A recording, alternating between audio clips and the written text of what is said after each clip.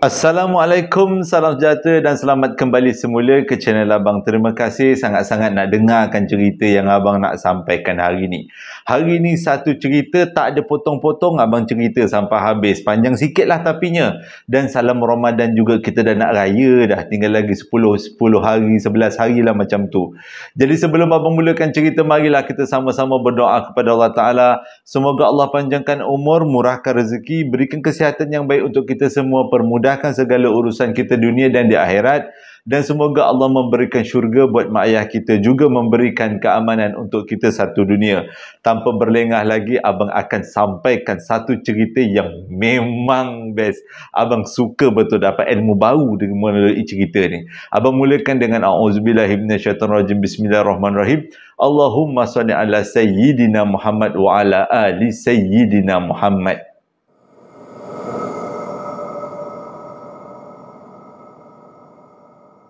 Sewaktu Abang baca email yang dihantar kali ini, memang betul-betul luar biasa dan Abang dapat ilmu baru melalui cerita kali ini. Yang sampaikan cerita kali ini adalah Zahra, tapi bukanlah nama sebenar. Nama adalah nama samaran. Berlaku pada tahun 2001 dekat satu universiti dekat Malaysia. Kalau dengar perkataan cerita daripada budak universiti, mungkin ada yang rasa macam alah budak universiti lagi, tapi pengalaman ni memang lain macam ceritanya. Okey, mulanya macam ni. Zahra pada tahun 2001 tu dapatlah belajar dekat satu universiti. Dia seronok lah dapat belajar kat universiti, jadi mahasiswa, jumpa kawan baru, jadi orang pandai-pandai.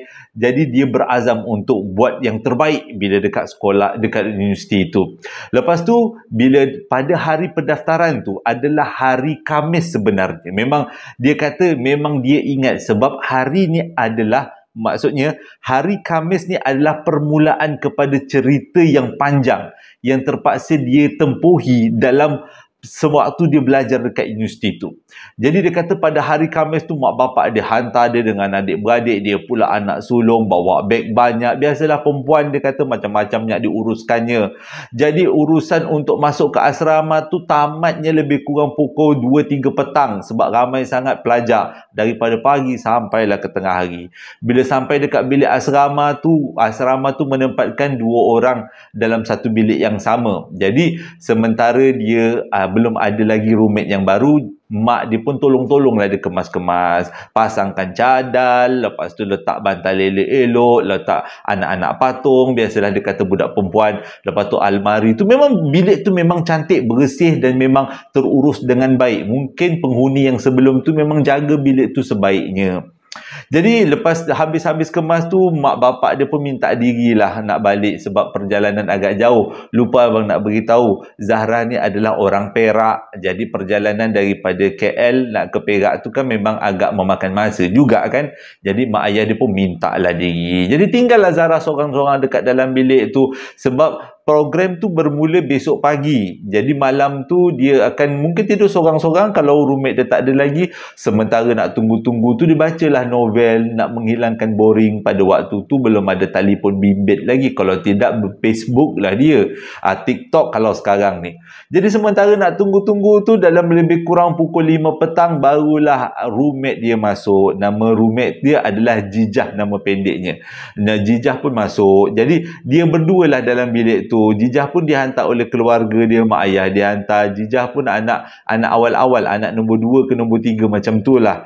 Jadi selepas habis-habis Jijah mengemas-ngemas bilik, mak bapak dia pun minta lah diri. Tinggallah Jijah dengan Zahra dekat bilik tu. Jadi berkenalan lah dia dengan diorang, berceritalah dengan diorang macam-macam benda tentang macam mana masuk universiti, kursus apa yang diorang nak ambil. Rupanya mereka berada dalam fakulti yang sama, kursus yang sama. Jadi kelas pun lebih-lebih kurang sama, seronok je. Dia kata dapat roommate dan juga teman belajar, jadi boleh pergi kelas sama-sama.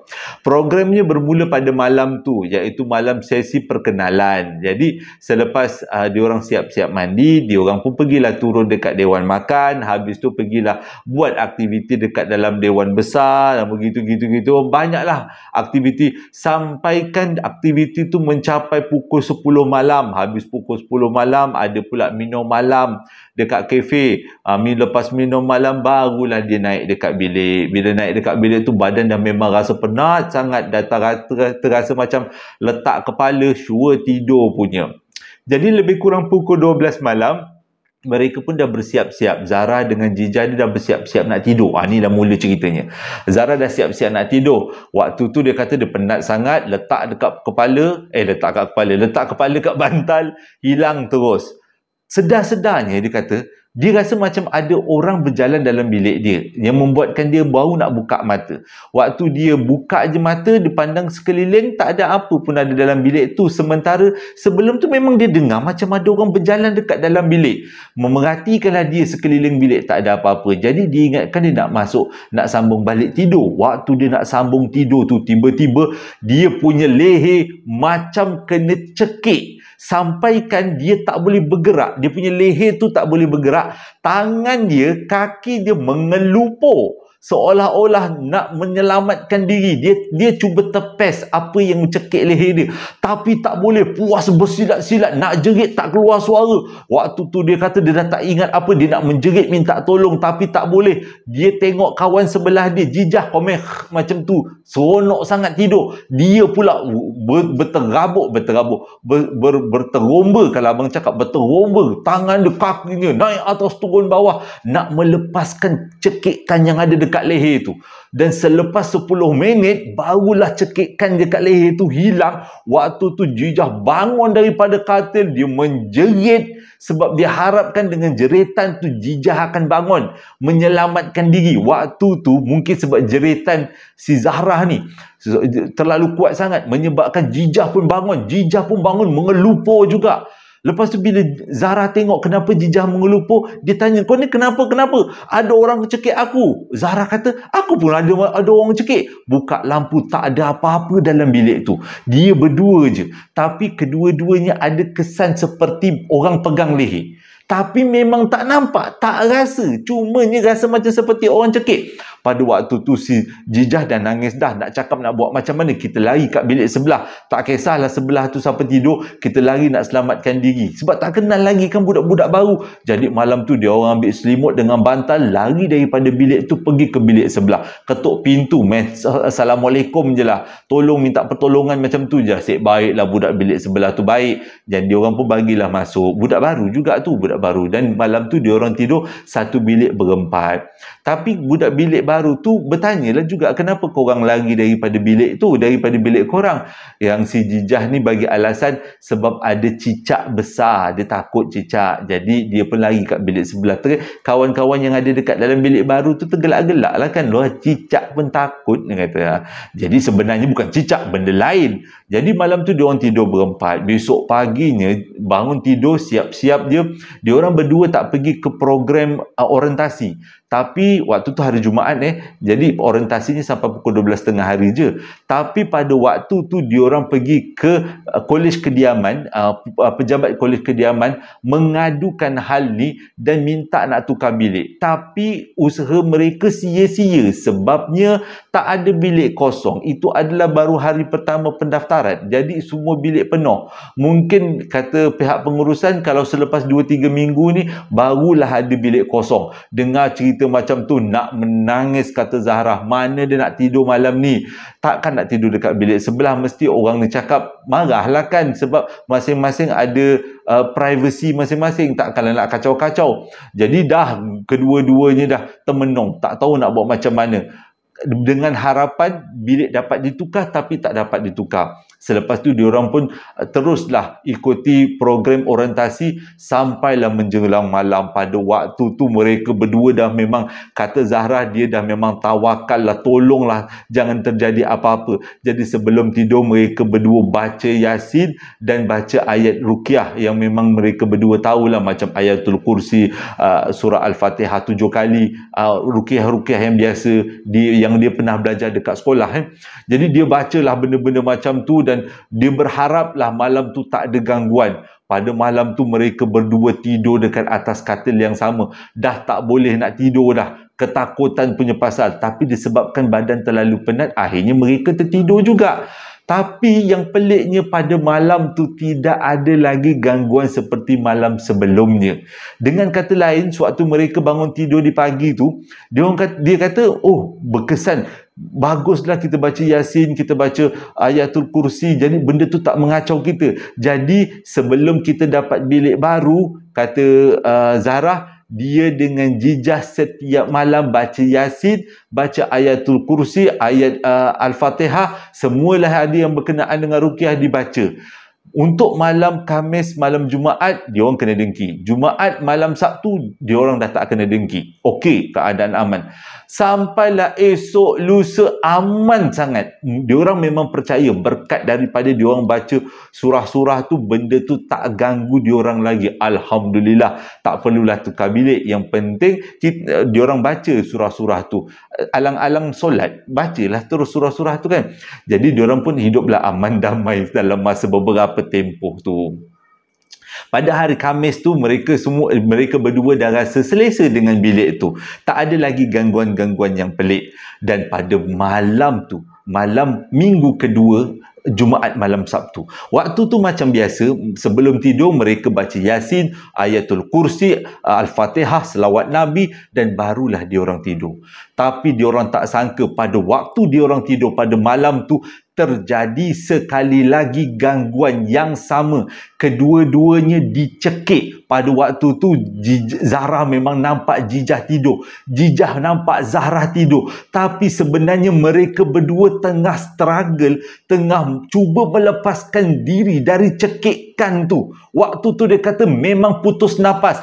Kalaulah waktu seminggu sebelum tu mereka dikacau, dicekik selama lebih kurang 10 minit, kali ni dah melebihi 10 minit. Diorang kata kalaulah diorang tak dapat melepaskan diri daripada cekikan lelaki orang tu, diorang memang confirm, dia kata memang mati. Dah memang nafas pendek-pendek dah. Ni bukan cekik sebarangan, cekik luar biasa. Tapi selepas lebih kurang 15 minit, akhirnya cekikan tu melonggar dan diorang berdua bangun. Pada waktu tu Jijah terkejut, Zarah bangun, Zarah terkejut, Jijah bangun. Sebab sebelum tu mereka saling nampak, mereka berdua saling tidur perasaannya. Jadi selepas bangun tu diorang tak banyak cakap tu, capai selimut, capai tilam, pergi bilik kawan. Tapi bukan bilik kawan sebelah. Waktu ni mereka dah ada kawan yang sama kursus kan. Jadi pergi ke bilik kawan tu. Bila kawan tu tanya, dia bagi alasan yang sama. Kali ni dia kata lipas pula, lipas besar sangat dekat sini, jadi tak berani nak tidur bilik. Jadi pada waktu tu ketuk bilik orang pukul 2-3 pagi. Orang pun takut nak buka, tapi mujurlah kawan dia tu memang dengan besar hatilah dapat menolonglah, dibukakan pintu. Jadi mereka bertidur berempat dalam satu bilik. Jadi besok pagi diorang pun pergi report dekat jabatan asrama ni, nak minta tukar asrama. Menangis-nangis dua ni ceritakan pengalaman buruk diorang. Tapi tetap juga ketua asrama tu kata tak pernah pun ada orang report bilik tu berhantu. Jadi korang dua orang je lah yang tidur bilik, yang kata bilik tu berhantu. Dan jadi tak bolehlah tukar. Dengan perasaan sedih mereka berdua balik semula ke bilik.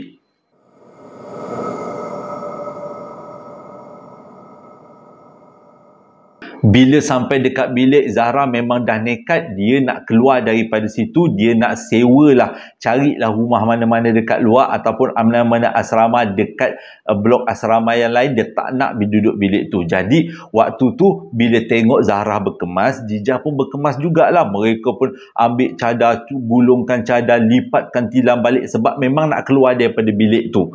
Pada waktu tu adalah waktu hari Jumaat. Jadi selepas kemas-kemas tu, tiba-tiba Jijah ternampak satu kertas yang ada dekat bawah katil, bawah tilam. Dekat dalam kertas tu ditulis, baca, kalau tak silap abang, sila baca surah Taha ayat 55 sebelum tidur setiap malam Jumaat. Itu je ayat dia tulis. Jangan takut, mereka tidak akan ganggu. Itu ayat yang kedua. Waktu tu Jijah tunjukkan kertas tu pada Zahra. Zahra ambil kertas tu. Lepas tu Zahra pun tengok dekat bawah katil dia. Mana tahu ada nota yang lebih kurang sama. Jadi selepas tunjuk tengok bawah tilam, memang betul ada nota yang sama. Baca surah Taha ayat 55 dan jangan takut mereka tak akan kacau. Macam itulah lebih kurang ayatnya. Jadi termenung dia orang ni. Mungkin orang yang duduk dekat dalam bilik ni sebelum ni memang dah dikacau dan dah tahu macam mana penawarnya. Sekarang ni hari Jumaat. Jadi dalam masa tempoh seminggu ni dia tak akan kacau. Daripada Jumaat, Isnin, Selasa, Rabu, Khamis. Khamis malam dia akan datang balik. Dia tanya dengan Jijah. Zahra tanya dengan Jijah. Nak buat macam mana? Kita nak terus bertahan kat sini baca dengan surah Toha ni ataupun kita nak cabut? Kata Jijah, kalau cabut pun kita tak boleh nak ke mana-mana. Memang tak ada asrama kosong. Pihak asrama pula memang duk menyakitkan hati, tak nak bagi kita bilik. Mungkin sebab kita tahun 1 dan mungkin sebab memang tak ada rekod yang mengatakan bilik tu berantu. Jadi tak boleh nak diambil tindakan. Nak tak nak, diorang cuba setiap malam sejak daripada diorang dapat nota tu, diorang baca surah Toha ayat 55 sampailah pada Khamis malam tu. Sebelum tidur, kata Zahra, dia baca surah Toha ayat 55 tu dekat 1000 kali. Punyalah mereka berdua takut sebab tak nak diganggu lagi. Sambil-sambil bertasbih, sambil-sambil baca surah Toha ayat 55. Baca punya baca, malam tu mereka tidur dekat atas katil yang sama. Dah ketakutan sebab mengikut daripada nota tu dia akan muncul pada malam Jumaat saja.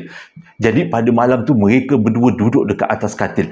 Tak boleh nak tidur, dah terkebil-kebil. Lebih kurang pukul 3 pagi, tiba-tiba diorang dengar ada ketukan pintu. Pada waktu tu mereka tak berani nak buka dan mereka tahu yang ketuk tu adalah satu dugaan yang mungkin berkaitan dengan orang yang makhluk yang mencekik diorang. Jadi ketukan tu sangat perlahan tapi berlaku banyak kali. Diorang diam di atas katil. Berpeluh, kata Zahra, memang tak boleh nak cakap lah. Kalau kat situ nak terkencing pun boleh jadi. Kalau disergah memang terkencing. Jadi tak lama tu ketukan tu hilang. Dan dalam keadaan bilik yang memang terang, bilik tak ada gelap, bilik terang, diorang dengar ada orang berjalan dekat dalam bilik.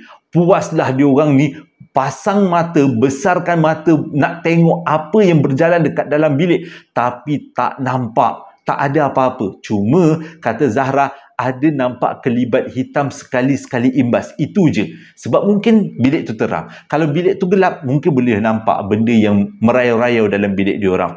Dan pada malam tu mereka berjaya. Mereka tak diganggu. Jadi dengan kata lain, betul lah nota tu bagi arahan baca surah Toha ayat 55 dalam Quran setiap malam Jumaat sebelum tidur. Lega. Tapi pada waktu tu mereka dapat tidur lebih kurang pukul 4, pukul 5 lah. Dan nak subuh baru dapat tidur. Tapi yang penting, diorang dah jumpa penawarnya. Dan sejak daripada tu, diorang duduk dekat dalam bilik tu sampailah di akhir semesta. Memang itulah amalan diorang. Diorang baca pada malam Jumaat aja. Tak perlulah baca-baca yang lain. Alhamdulillah, dugaan diorang dapat tempuhi dengan baiknya. Dia tak cerita. Diorang berdua ni tak bercerita dengan orang lain. Sebab tak nak kalau orang lain pandang serong atau pandang mereka ni penakut. Dan setiap kali berlaku perubahan asrama, perpindahan asrama, budak-budak dalam semester-semester seterusnya, mereka akan berpindah asrama.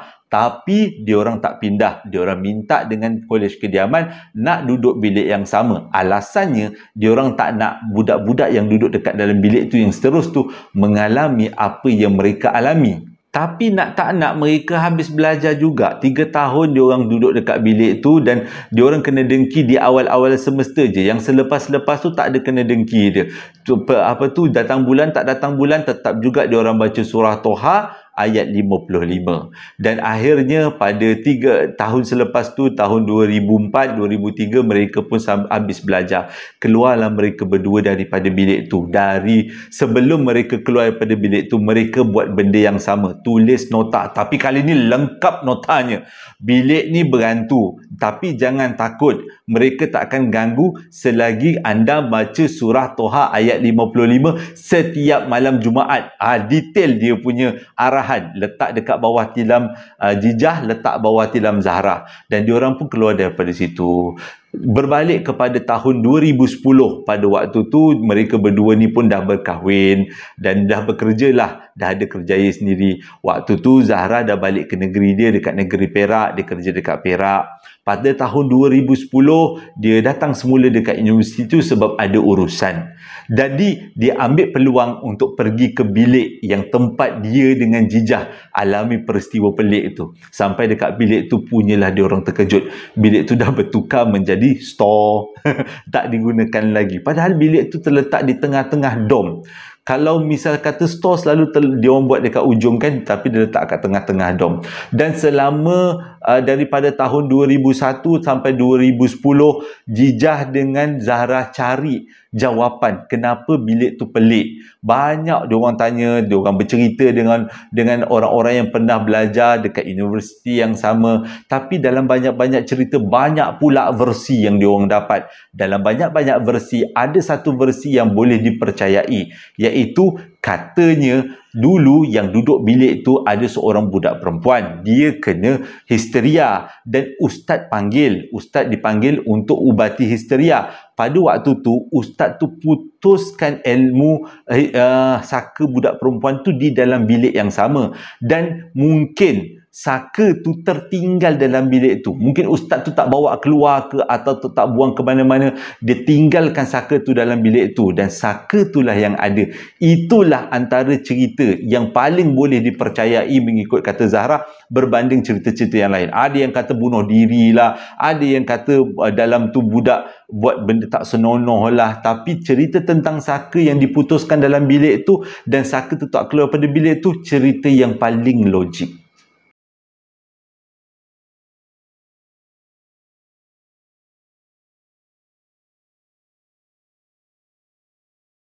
Terima kasih sangat-sangat sudi dengarkan cerita yang abang sampaikan. Cerita kali ini berlaku dekat universiti dekat Kuala Lumpur. Tapi abang minta maaf, macam biasa abang tak boleh bagi tahu nama tempat supaya untuk mengelakkan daripada tersalah cerita, terfitnah, nanti tak sedap kan. Jadi sebelum abang tamatkan cerita, ada beberapa ucapan nak abang sampaikan. Ucapan yang pertama datangnya daripada seseorang yang bernama Fauzil Omar. Dia minta kita hadiahkan Al-Fatihah buat kakaknya, iaitu Sharifah binti Omar yang sudah pun dijemput ilahi pada 27 hari bulan 3. Jadi marilah kita sama-sama hadiahkan Al-Fatihah ini buat kakak Sharifah binti Omar. Semoga almarhum ditempatkan di kalangan yang beriman, diterima segala amal baiknya dan diampunkan segala dosanya. Al-Fatihah. Ucapan yang seterusnya datangnya daripada seseorang yang mempunyai nama nickname Borneo United. Dia nak mohon kita semua doakan ayah dia yang masih lagi ada dekat hospital akibat daripada masalah paru-paru. Jadi marilah kita sama-sama doakan ayah kepada Borneo United. Semoga cepat sembuh seperti sedia kala. Amin ya Rabbal Alamin. Ucapan seterusnya datang daripada Bonda Anisah Sukiman.